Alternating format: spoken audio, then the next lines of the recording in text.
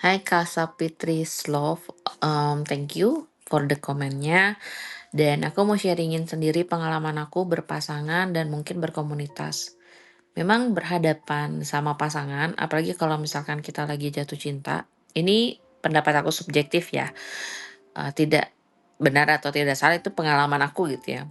Aku tuh ngerasa bahwa waktu aku falling in love, aduh geli juga ya, pas falling in love, itu tuh semua sensori aku tuh kayak bener-bener apapun yang dilakukan oleh pasangan aku tuh sekecil apapun yang menunjukkan penolakan itu tuh bisa bikin aku nangis meraung-raung, "Aung aung."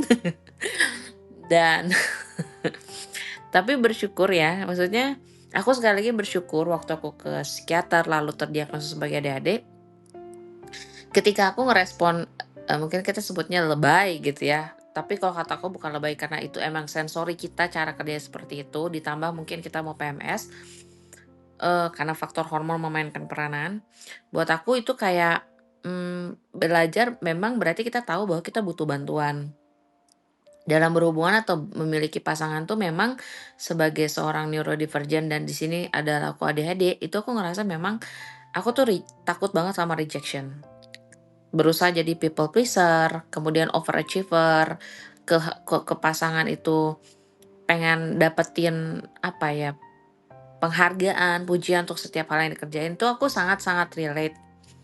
Dan tapi ternyata beberapa teman lain ada juga, ya walaupun ADHD mereka pasangannya mature gitu. Ada kayaknya waktu itu siapa ya, kakak siapa gitu komen, oke mereka ADHD dan mereka oke. Jadi mungkin ada di kita saat ini belum bisa berpasangan dengan sangat baik, atau misalkan hal yang aku bagiin tentang proses pasangan ini adalah kita anggap sebagai titik awal, titik kesadaran. Titik kesadaran di mana bahwa, oh iya ternyata mungkin banget nih diawali dengan seperti itu.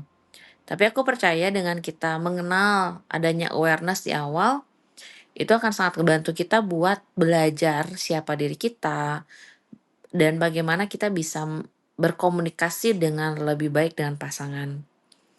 Dan karena kita tuh insting empatinya tinggi, menurut aku kita tuh bakal udah tahu nih orang yang bakalan jadi pasangan kita nih emang bakalan bisa mengerti kita atau enggak gitu.